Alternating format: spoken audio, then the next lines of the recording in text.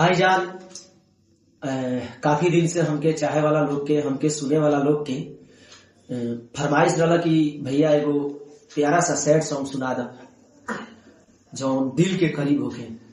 तो आई जान एगो बहुत प्यारा सैड सॉन्ग बा जौन आप सबके हम सुनावत तनी। अगर अच्छा लगी तो प्लीज लाइक करे जान और शेयर करे जान और कमेंट करके बताया जान कि कैसा लागल, ताकि हम फिर से दोबारा कोनो बढ़िया बढ़िया सैड सॉन्ग आए।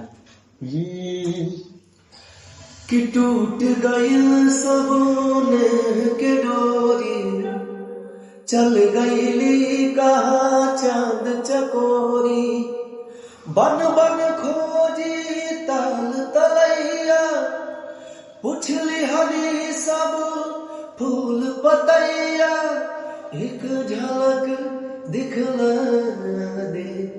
तू बता दे बता दे बता दे हो रब्बा, घर में बहू का तू बता दे, तू बता दे बता दे बता दे हो रब्बा, घर में बहू का तू बता दे,